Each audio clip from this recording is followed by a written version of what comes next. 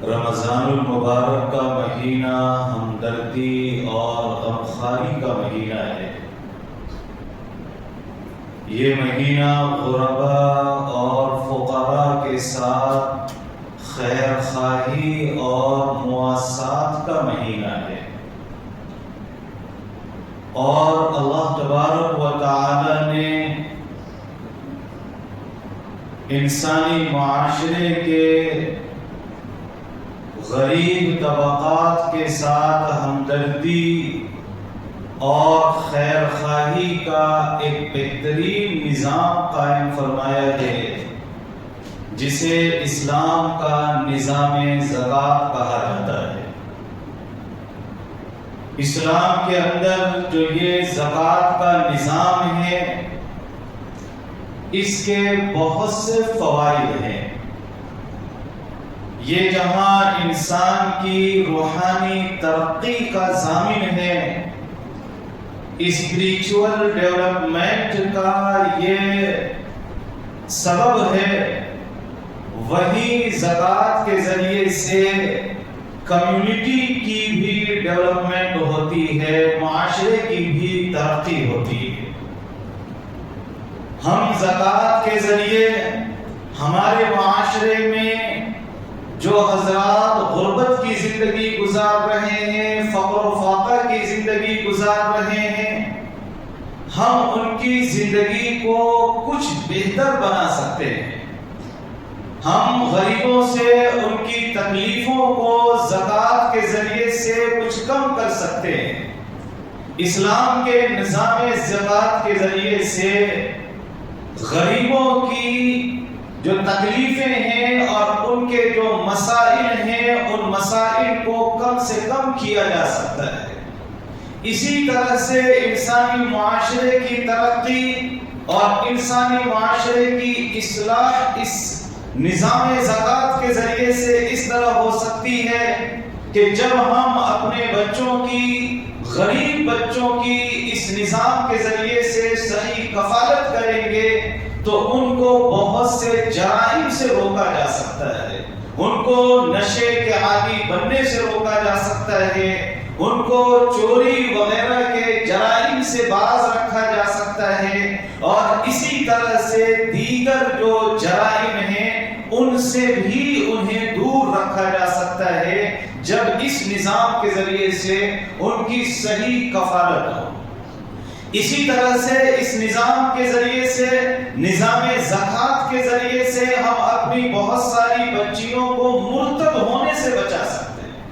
آج مسلمانوں کی بچیوں کی ایک تعداد ایسی ہے جو ہمارے یہاں کے غلط نظام کی وجہ سے، شادی وغیرہ کی غلط رسموں کی وجہ سے، اور شادی میں بہت ہی مہنگی شادیاں ہونے کی وجہ سے وہ ارتداد کا شکار ہو رہی ہیں، اور وہ غیر مسلم اپنا لائف پارٹنر منتخب کر رہے ہیں۔ ہم اس نظام کے ذریعے سے علماء کی نگرانی میں اس طرح سے اس نظام کو ہم برپا کریں کہ ہم اپنی اس طرح کی بہت ساری بچیوں کو مرتد ہونے سے بچا سکتے ہیں، جہنم میں گرنے سے اور جانے سے ہم روکنے کا سبب بن سکتے ہیں۔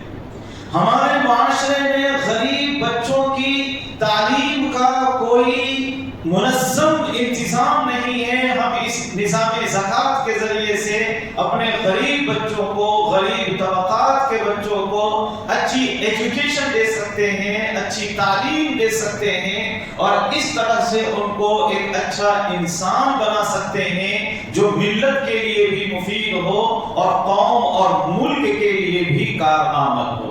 ہم اس نظام زکوٰۃ کے ذریعے سے اپنے معاشرے کی اصلاح کر سکتے ہیں۔ ہم اس نظام زکوٰۃ کے ذریعے سے بہت سارے غریب حضرات کو خود کفیل بنا سکتے ہیں، ان کو بھیک مانگنے سے، گدھا گری کے پیشے سے اور اس طرح کے کاموں سے دور رکھ سکتے ہیں۔ ہم ان کو خود کفیل بنا سکتے ہیں۔ یہ جو اسلام کا نظام زکوٰۃ ہے، یہ کمیونٹی کی ترقی کا بھی ضامن ہے اور انسان کی روحانی ترقی کا بھی یہ سبب ہے۔ انسان کے اندر دنیا کی حرص اور لالچ کو کرنے میں یہ زکوٰۃ کا نظام بڑا مؤثر ہوتا ہے. انسان کے اندر سے کنجوسی اور بخل کو ختم کرنے میں اس کا بڑا اثر ہوتا ہے. آخرت کی طلب، اللہ تبارک و تعالی کے احکام کی فرما برداری، اس طرح کی کیفیات اور جذبات انسان کے اندر اس نظام زکوٰۃ کے ذریعے سے حاصل ہوتی ہیں. تو یہ اسلام کا نظام زکوٰۃ بہت اہم ہے.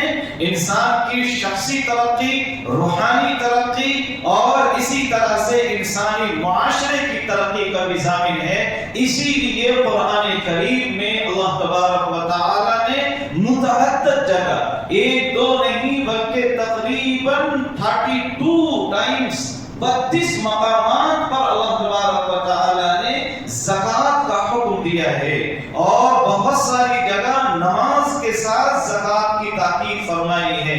وَأَقِيمُوا الصَّلَاةَ وَآتُوا الزَّكَاةَ، نماز قائم کرو اور زکوٰۃ دو. جگہ جگہ یہ آیت اسی اسلوب کے ساتھ اور اسی تاکیدی حکم کے ساتھ قرآن کریم کے اندر موجود ہے، جس سے ہمیں یہ سبق ملتا ہے کہ جس طرح سے نماز ضروری ہے، نماز فرض ہے، اسی طرح سے مسلمانوں کے اوپر، صاحب نصاب کے اوپر، صاحب استطاعت مسلمانوں کے اوپر زکوٰۃ بھی فرض اور ضروری ہے. یہی وجہ ہے کہ حضرت ابوبکر صدیق رضی اللہ تعالی عنہ نے اپنی خلافت کے زمانے میں جب بہت سارے لوگوں نے زکوٰۃ دینے سے انکار کر دیا تھا تو حضرت ابوبکر صدیق رضی اللہ تعالی عنہ نے فرمایا کہ اگر وہ ایک رسی بھی زکوٰۃ میں دیتے تھے اور ان کے اوپر ایک رسی بھی زکوٰۃ میں دینا ضروری ہے اور وہ زکوٰۃ نہیں دیں گے تو میں ان کے خلاف جہاد کروں گا. اگر ایک عقال بھی، عقال کہتے ہیں جس سے اونٹ کے پیروں کو باندھا جاتا ہے، اگر وہ بھی وہ زکوٰۃ میں دیتے تھے اور وہ دینا ان کے اوپر واجب ہے لیکن نہیں دے رہے ہیں، انکار کر رہے ہیں، تو میں ان سے جہاد کروں گا. جہاد جیسا اقدام کرنے کو حضرت ابوبکر صدیق رضی اللہ تعالی عنہ تیار تھے، جس سے یہ بات واضح ہوتی ہے کہ زکوٰۃ کی بہت اہمیت ہے اسلام کی نگاہ میں اللہ تبارک و تعالی اور نبی مصطفیٰ صلی اللہ علیہ وسلم کی. اسی لیے اللہ تبارک و تعالی نے قرآن کریم کے اندر ایسے لوگوں کو سخت وارننگ دی ہے کہ جو زکوٰۃ ادا نہیں کرتے، جو مال کو جمع کر کے رکھتے ہیں، مال کو گنتے رہتے ہیں کہ اب ہم کتنے مالدار ہوئے، اب ہم لاکھ پتی بن گئے، کروڑ پتی بن گئے، ارب پتی بن گئے. مالوں کو گن گن کر رکھتے ہیں لیکن وہ مال میں اللہ کا حق ادا نہیں کرتے، بندوں کا حق ادا نہیں کرتے. شریعت نے جو حق اس کے اندر واجب کیا ہے، شریعت نے اس کے اندر جو قانون لگایا ہے، اس قانون کو فالو نہیں کرتے. اللہ تبارک و تعالی نے قرآن کریم میں 30ویں پارے میں فرمایا وَيْلٌ لِكُلِّ هُمَزَةٍ لُمَزَةٍ، تباہی ہو، ہلاکت ہو ہر اس شخص کے لیے جو پیٹھ پیچھے کسی کی برائی کرے یا منہ پر کسی کو طعنہ دے. الذی جمع مالا وعددا، جو اپنا مال جمع کرتا ہے اور گنتا رہتا ہے. یحسب ان مالہ اخلدا، وہ یہ سمجھتا ہے کہ اس کا یہ مال اسے ہمیشہ ہمیش کی زندگی دے گا. وہ یہ سمجھتا ہے کہ اپنی دولت کی بیس پر، اپنے مال کی بنیاد پر اور اپنے پیسوں کی بنیاد پر وہ لمبی زندگی پائے گا. اگر وہ بیمار ہوا، انڈیا میں علاج نہ ہو سکا تو وہ امریکہ میں جا کر علاج کرا کر صحت یاب اور شفا یاب ہو جائے گا. وہ یہ سمجھتا ہے کہ اس مال کے ذریعے سے وہ موت کو شکست دے دے گا اور ہمیشہ ہمیش کی زندگی گزارے گا. اللہ تبارک و تعالی نے قرآن کریم میں سخت وارننگ دی ہے. اللہ نے فرمایا یحسب ان مالہ اخلدہ کلا لینبذن فی الحطمہ، ہرگز نہیں، ایسے لوگ حطمہ کے اندر ڈال دیے جائیں گے، پھینک دیے جائیں گے. کلا لینبذن فی الحطمہ، حطمہ کے اندر ان کو ڈالا جائے گا اور پھینکا جائے گا. آگے اللہ تبارک و تعالی نے انسانوں کو متوجہ کرنے کے لیے اور اس چیز کی خطرناکی کو بتانے کے لیے پوچھا وَمَا أَدْرَاكَ مَا الْحُطَمَةُ، معلوم ہے حطمہ کسے کہتے؟ کیا آپ جانتے ہو کہ حطمہ کسے کہتے؟ اللہ فرماتے ہیں آگے کہ یہ حطمہ کیا ہے؟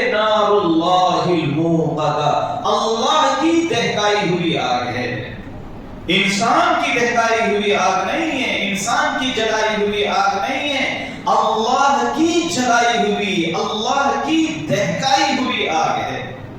اس دنیا کے اندر بھی ایسی ایسی آگ ہے کہ ایک سیکنڈ میں انسان کی نہ ہڈیوں کا پتہ چلتا ہے، نہ گوشت کا پتہ چلتا ہے، نہ کھال کا پتہ چلتا ہے، ہر چیز اس کی بالکل جل کر بھسم ہو جاتی ہے، ایک دھواں اور اسٹیم صرف نکلتی ہے، وہاں سے کچھ پتہ نہیں چلتا وہ انسان گیا ہے۔ ایسی ایسی قسم کی آگ اس دنیا میں موجود ہے جو انسان کی لڑائی ہوئی ہے، انسان کی دہکائی ہوئی ہے، انسان کی جلائی ہوئی ہے۔ تو جو اللہ کی دہکائی ہوئی آگ ہوگی، جو جہنم کے اندر ہوگی، اس میں جلانے کی پاور، جلانے کی طاقت کس درجہ ہوگی، کتنی خطرناک ہوگی، اس کا اندازہ بھی لگانا شاید مشکل ہے۔ اللہ تبارک و تعالیٰ فرماتے ہیں التی تطلع علی الافئدہ، یہ جو آگ ہوگی یہ صرف ظاہر جسم کو نہیں جلائے گی بلکہ قلب تک، دل تک، ہارٹ تک یہ آگ پہنچ جائے گی اور انسان کو باہر سے، اندر سے، چاروں طرف سے جلا کر خاکستر کر دے گی۔ اسی طرح سے 10ویں پارے میں سورہ توبہ میں اللہ تبارک و تعالیٰ نے وارننگ دی ہے والذین یکنزون الذهب والفضة ولا ينفقونها في سبيل الله فبشرهم بعذاب أليم، جو سونے کو جمع کر رکھتے ہیں، چاندی کو جمع کر رکھتے ہیں، اللہ کے راستے میں خرچ نہیں کرتے، آپ ان کو دردناک عذاب کی خوشخبری سنا دیجیے۔ ایسے بے وقوفوں کو دردناک عذاب کی خوشخبری، خوشخبری کہتے ہیں اچھی خبر کو، یہاں اللہ نے یہی لفظ استعمال کیا ہے فبشرہم، ان کو خوشخبری سنائیے۔ یہ خوشخبری اسی جو ہے تصور پر یہ لفظ استعمال کیا گیا ہے کہ ایسا کرنے والے لوگ بے وقوف ہیں، احمق ہیں، جو سونے کو، چاندی کو، خزانے کو جمع کر کے رکھے ہوئے ہیں اور اللہ کے راستے میں خرچ نہیں کر رہے۔ اللہ تبارک و تعالیٰ فرماتے ہیں کل قیامت کے دن اسی سونے کو، چاندی کو، اسی مال اور دولت کو جہنم کی آگ کے اندر انگار بنایا جائے گا اور پھر اسی سے پیشانی کو داغا جائے گا، اسی سے پہلو کو داغا جائے گا، پشت کو داغا جائے گا۔ یوم یحمى علیہا فی نار جہنم فتکوی بہا جباہہم وجنوبہم وظہورہم، اور ان سے کہا جائے گا ھذا ما کنزتم لانفسکم، یہ وہ خزانہ ہے جو تم نے اپنے فائدے کے لیے جمع کیا تھا، دیکھو کتنا فائدہ اس خزانے کا تمہیں پہنچا ہے۔ اسی خزانے کی وجہ سے، اسی مال اور دولت کی وجہ سے تمہیں یہ عذاب کا مزہ چکھنا پڑا، فذوقوا ما کنتم تکنزون۔ اسی طرح سے اور بھی متعدد آیتوں میں اور نبی پاک صلی اللہ علیہ وسلم نے اپنی مبارک حدیثوں کے اندر وعیدیں بیان فرمائی ہیں ایسے شخص کے لیے کہ جو صاحب نصاب ہے، صاحب استطاعت ہے اور اس کے باوجود وہ زکوٰۃ کے فریضے کو ادا نہیں کرتا، زکوٰۃ کی عبادت کو صحیح طریقے پر ادا نہیں کرتا، اس کے لیے بہت سخت وعیدیں ہیں۔ دوسری طرف اللہ تبارک و تعالیٰ نے ایسے خوش نصیبوں کے لیے، سعادت مندوں کے لیے اور باتوفیق حضرات کے لیے خوشخبریاں بھی سنائی ہیں، وعدے بھی بیان فرمائے ہیں کہ جو فریضہ زکوٰۃ کو صحیح طور پر ادا کرتے ہیں، اس عبادت کو اسی طریقے سے ادا کرتے ہیں جس طرح سے اللہ نے اور رسول اللہ صلی اللہ علیہ وسلم نے فرمایا ہے۔ اللہ تبارک و تعالیٰ کا ارشاد گرامی ہے مثل الذین ينفقون اموالهم في سبيل الله كمثل حبة انبتت 7 سنابل في كل سنبلة 100 حبة والله يضاعف لمن يشاء والله واسع علیم۔ اس آیت کے اندر اللہ تبارک و تعالیٰ نے یہ قاعدہ بیان فرمایا ہے کہ اللہ کے راستے میں خرچ کرنے کا کم سے کم ثواب 700 گنا ہے اور زیادہ کی کوئی حد اور لمٹ نہیں۔ یعنی اگر ہم مال اللہ کے راستے میں خرچ کریں گے، اللہ کے راستے میں خرچ کرنے کا مطلب ہے اللہ کے حکم کے مطابق خرچ کریں گے، اگر ہم زکوٰۃ ادا کریں گے، صدقہ ادا کریں گے تو اللہ تبارک و تعالی ہمیں کم سے کم 700 گنا زیادہ ثواب عنایت فرمائیں گے۔ مثال کے طور پر کسی نے 1 روپیہ اگر اللہ کے راستے میں خرچ کیا تو اسے 700 روپے خرچ کرنے کا ثواب ملے گا۔ یہ کم سے کم ثواب ہے. زیادہ کی کیا لمٹ ہے؟ زیادہ کی کوئی حد نہیں. اللہ فرماتے ہیں واللہ یضاعف لمن یشاء، اللہ جس کے لیے چاہیں گے اضافہ فرمائیں گے، جتنا چاہیں گے اضافہ فرمائیں گے، زیادہ کی کوئی حد نہیں ہے. یعنی وہ ڈیپینڈ کرتا ہے اس بات کے اوپر کہ ہم کن حالات کے اندر خرچ کر رہے ہیں، ہم کن کیفیات کے اندر خرچ کر رہے ہیں، ہم کن مصارف میں خرچ کر رہے ہیں، کتنے اخلاص کے ساتھ خرچ کر رہے ہیں، ہماری نیت کے اندر کتنا اخلاص ہے، ہمارے جذبے کے اندر کتنا خلوص ہے. ان تمام چیزوں کے اوپر دار و مدار رہے ثواب میں مزید اضافے کا. اسی طرح سے اللہ تبارک و تعالی نے ضمانت دی ہے کہ جو انسان اللہ کے راستے میں خرچ کرے گا، جو زکات دے گا، جو صدقہ دے گا، اللہ تبارک و تعالی اس کے مال میں اضافہ فرمائیں گے، مال کو اللہ تبارک و تعالی بڑھائیں گے. اللہ تبارک و تعالی شریعت اسلامیہ آپ سے زکات کے نام پر 2.5% کا مطالبہ آپ سے کیا گیا ہے، ہم سے 2.5% کا مطالبہ کیا گیا ہے. یعنی 100 روپے میں 2.5 روپے جو ہے زکات نکالنے ہیں. یہ جو 100 روپے میں 2.5 روپے زکات نکالنے ہیں، بظاہر کیلکولیٹر کے اعتبار سے، گنتی کے اعتبار سے 2.5 روپے کم ہو گئے. جب ہم نے 2.5 روپے زکات میں نکال دیے تو 2.5 روپے کم ہو گئے 100 روپے میں سے. لیکن اللہ تعالیٰ ضمانت کیا لے رہے ہیں کہ ہم آپ کے مال میں اضافہ کریں گے. اور یہ جو بینک سے انٹرسٹ ملتا ہے یا کہیں اور سے اگر ہم سودی کاروبار میں نعوذ باللہ ثم نعوذ باللہ ملوث ہیں اور سود جو ہمارے پاس آتا ہے بظاہر ایسا لگتا ہے کہ اس میں جو ہے 1.5%، 2.5%، 2% انٹرسٹ کے نام پر زیادہ پیسے آ رہے ہیں. ہمارا پیسہ 100 روپے سے 102 روپے ہو گیا، 2 روپے بڑھ گئے. اللہ فرماتے ہیں کہ ہم اس کو ملیامیٹ کرتے ہیں. یہ جو انٹرسٹ کے نام پر پیسہ آ رہا ہے اس کو ہم تباہ و برباد کر دیں گے، ہلاک کر دیں گے. سورہ بقرہ میں 30 پارے میں اللہ تبارک و تعالیٰ فرماتے ہیں یمحق اللہ الربا ویربی الصدقات. اللہ تبارک و تعالیٰ ربا کو، سود کو، انٹرسٹ کو مٹا دے گا اور صدقات کو، اللہ کے راستے میں خرچ کرنے کو یربی، اللہ تبارک و تعالیٰ اضافہ فرمائیں گے، بڑھائیں گے. اسی طرح سے ایک اور آیت ہم نے آپ کے سامنے تلاوت کی وَمَا آتَيْتُم مِّن زَكَاةٍ تُرِيدُونَ وَجْهَ اللَّهِ فَأُولَٰئِكَ هُمُ الْمُضْعِفُونَ، کہ جو آپ زکات دیتے ہو جس میں اللہ کی خوشنودی طلب کرتے ہو، اللہ کی خوشنودی مقصود ہوتی ہے، اللہ کی رضا مقصود ہوتی ہے، ایسے لوگوں کا مال مضعفون زیادہ کیا جاتا ہے. ایسے ہی لوگ بڑھانے والے ہیں، یعنی اپنے مالوں کو بڑھانے والے ہیں. تو زکات سے ہمارا مال کم نہیں ہوتا. جو کروڑ پتی ہیں، جو ارب پتی ہیں، ان کی جب زکات ایک بڑی مقدار میں نکلتی ہے تو ان کو ایسا لگتا ہے کہ اتنا مال اگر زکات میں نکال دیا گیا تو اتنا مال ہمارے مال میں سے کم ہو جائے گا، اتنا مال ہمارے پاس سے نکل جائے گا، اتنا کم ہو جائے گا. یہ کم ہونے کا ڈر جو ہے یہ شیطان جو ہے ڈراتا ہے اس سے. یعیدکم الفقر، اللہ نے قرآن میں فرمایا کہ ان الشیطان یعیدکم الفقر، شیطان تمہیں ڈراتا ہے تم غریب ہو جاؤ گے، تمہارا مال کم ہو جائے گا، تمہارے پیسے کم ہو جائیں گے. اتنا کیسے نکالنا ہے، اتنا نہیں نکالنا ہے، تھوڑا بہت جو ہے نکالنا. نبی مصطفیٰ صلی اللہ علیہ وسلم فرماتے ہیں ما نقص الصدقۃ من مال، کبھی بھی کسی صدقے نے، کسی زکات نے کسی مال کو کم نہیں کیا. ہمارا کیلکولیٹر غلط ہو سکتا ہے، ہمارا حساب و کتاب غلط ہو سکتا ہے، اور اسی طرح سے ہماری سوچ، ہمارا فیصلہ غلط ہو سکتا ہے. لیکن بتاؤ کہ کیا رحمت للعالمین صلی اللہ علیہ وسلم کا وعدہ غلط ہو سکتا ہے؟ ہمارے نبی صلی اللہ علیہ وسلم کا وعدہ غلط نہیں ہو سکتا. اللہ کی زبان غلط نہیں ہو سکتی. اللہ نے وعدہ کیا، ہمارے نبی صلی اللہ علیہ وسلم نے ضمانت لی ہے کہ آپ اگر زکات ادا کریں گے تو آپ کا مال مزید بڑھے گا، آپ کے مال کی حفاظت بھی ہوگی، آپ کے مال کو اللہ کی طرف سے حفاظت ملے گی. ایک حدیث میں آتا ہے حسنوا اموالکم بالزکات، زکات کے ذریعے اپنے مال کی حفاظت کرو، کتے رکھنے کی ضرورت نہیں پڑے گی. حفاظت کے لیے بانسرس رکھنے کی ضرورت نہیں پڑے گی. زکات دو، مال کی حفاظت اللہ کریں گے.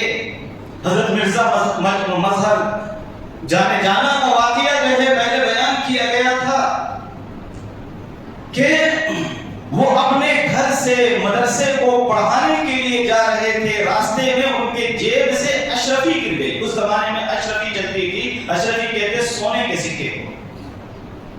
تو وہ سونے کا سکہ راستے میں ان کی جیب سے گر گیا. صبح کو گئے تھے، شام کو واپس آئے تو وہیں پر تھا، اس کو اٹھا کر جیب میں رکھ دیا. وہاں پر ایک صاحب کا گھر تھا، وہ فوری نیچے کو آئے، پوچھا مولانا صاحب آپ نے کیا اٹھایا یہاں سے؟ انہوں نے بتایا کہ میری اشرفی صبح گر گئی تھی، ابھی واپسی میں نے اسے اٹھایا ہے. انہوں نے کہا صاحب بیت نے، صاحب گھر نے، گھر والے نے کہ مولانا صاحب میں صبح سے اس اشرفی کو اپنی چھت پہ سے دیکھ رہا ہوں، نیچے آتا ہوں تو دکھائی نہیں دیتی، چھت پہ جاتا ہوں تو دکھائی دیتی ہے، نیچے آتا ہوں تو دکھائی نہیں دیتی. میں صبح سے کوشش میں تھا کہ اس کو اٹھاؤں لیکن اٹھا نہیں سکا. انہوں نے فرمایا کہ جب تمہارا تھا نہیں تو تم کیسے اٹھا سکتے؟ جو لوگ زکات ادا کرتے ہیں اپنے مال کی صحیح اللہ تبارک و تعالی ان کے مالوں کی اس طرح سے بھی اور اس کے علاوہ متعدد طریقوں سے، مختلف طریقوں سے اللہ حفاظت فرماتے ہیں. غلط مقدمات میں ان کو نہیں پھنساتے، غلط جھگڑوں کے اندر ان کو اللہ تبارک و تعالی انوالو نہیں کراتے، غلط لوگوں سے ان کے تعلقات نہیں کراتے. اور اسی طرح سے بیماریوں کا اور اس طرح سے پولیس کیسز کا، کورٹ کا، کچہری کا یہ معاملہ ان کے ساتھ متعلق نہیں کراتے اللہ تعالی. ہم سوچ نہیں سکتے، اللہ کا نظام اس طرح کا ہے کہ ہم سوچ نہیں سکتے کہ اللہ ہمارے مال کی حفاظت کس طرح سے کرتا ہے. ہم الحمدللہ دیکھتے ہیں، میرا خود کا بھی تجربہ ہے، آپ لوگوں کا بھی تجربہ ہوگا جو زکات ادا کرتے ہوں گے. میں الحمدللہ اپنی پوری زکات جتنی بھی نکلتی ہے، میں صاحب نصاب ہوں، زکات ادا کرتا ہوں پوری کیلکولیٹ کر کے. ایک روپیہ جس دن زکات ادا کرنی ہے اس دن ہماری ملکیت میں جتنے پیسے ہیں ایک روپیہ کر کے حساب کر کے زکات ادا کرتے ہیں. بہت سارے لوگ مسئلہ پوچھتے ہیں کہ ہمارے پاس جو ہے اتنا سونا ہے اس کی زکات کیسے ادا کرنی ہے. ان سے پوچھا جائے کیش دے، وہ کہتے ہیں کیش نہیں ہے. کیوں؟ کیا کھا رہے ہیں اگر کیش نہیں؟ کیش کیسے نہیں رہتا؟ یعنی وہ 10,000 15,000 کیش کو کیش ہی نہیں سمجھتے. وہ یہ سمجھتے کہ نہیں 2-4 لاکھ روپے ہونے چاہیے تب کیش ہوگا. وہ بینک میں جو کیش پڑا ہوا ہے اس کو کیش نہیں سمجھتے.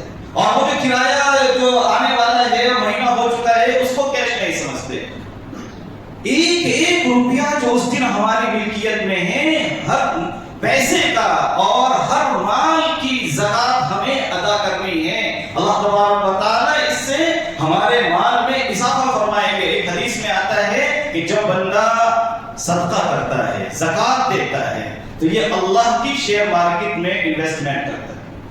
ہم تو یہاں کی شیئر مارکیٹ میں انویسٹمنٹ کرتے ہیں نا، زومیٹو کے شیئر خرید لیے اور جو ہے نا ٹاٹا کے شیئر خرید لیے، فلانا کے شیئر خرید لیے، اور ان کا شیئر کب اپ ہوتا، کب ڈاؤن ہوتا، کب بالکل ہی کیا کہتے ہیں ڈاؤن ہو جاتا، کولیپس ہو جاتا، کچھ نہیں معلوم. اللہ کی شیئر مارکیٹ میں انویسٹمنٹ کرنا ہے تو صدقہ دیجیے، زکات دیجیے. وہ کبھی وہ مارکیٹ کولیپس نہیں ہوگی، وہ کبھی ڈاؤن بھی نہیں ہوتی. وہ روز بروز جو ہے اس کا گراف بڑھتا جاتا ہے، اضافہ ہوتا جاتا ہے. حدیث میں آتا ہے کہ اللہ تبارک و تعالی کے لیے آپ صدقہ جب کرتے ہو پاک مال سے، اور اللہ پاک مال کا ہی صدقہ قبول کرتے ہیں، تو اللہ تعالیٰ ایسے صدقے کو اپنے داہنے ہاتھ میں لیتے ہیں، یعنی قبول فرماتے.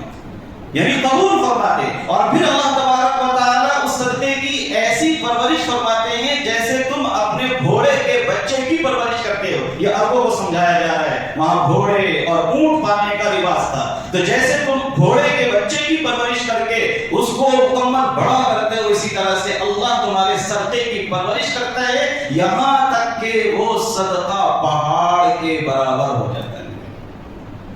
ہم نے جو 10 روپے یہاں دنیا میں خرچ کیے تھے، کل قیامت کے دن دیکھیں گے کہ وہ 10 روپے جو ہے پہاڑ کے برابر ہے، کروڑوں روپے کے برابر. اس میں اتنا فائدہ ہوا، وہ شیئر اتنا اوپر گیا، اتنا اوپر گیا، اتنا اوپر گیا کہ وہ 10 روپے جو ہے کروڑوں روپے کے برابر.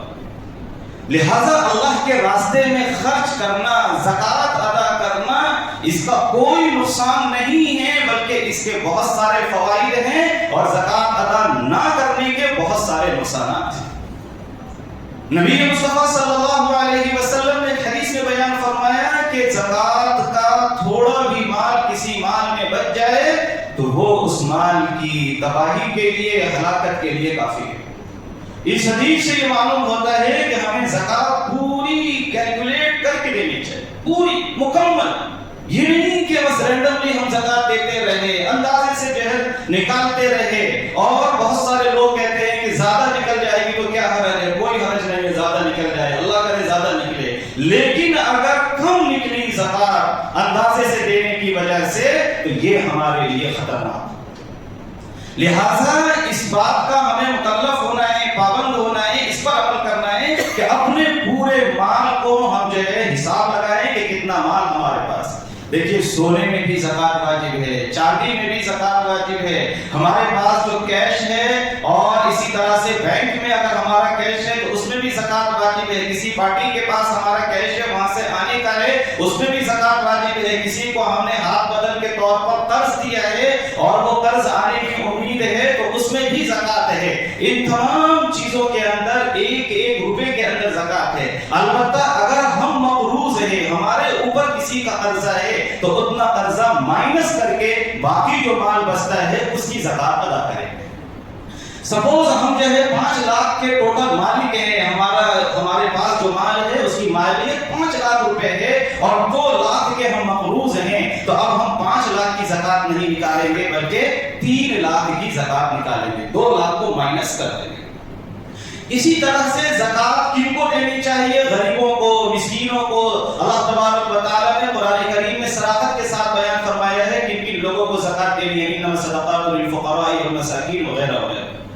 لیکن ہمیں جو ہے نا پریورٹی دینی چاہیے، ترجیح دینی چاہیے اپنے خاندان کے غریبوں کو۔ سب سے پہلے یہ دیکھنا چاہیے کہ ہمارے خاندان میں کوئی غریب تو نہیں ہے۔ اگر خاندان میں کوئی غریب ہے، بھائی غریب ہے، بہن غریب ہے، چچا غریب ہے، اور اسی طرح سے خاندان کے اندر کوئی غریب ہے، مستحق زکات ہے، تو پہلے ان کو زکات دیں، اور زکات بول کر زکات نہ دیں، ہدیہ بول کر، گفٹ بول کر زکات دیں، زکات ادا ہوگی۔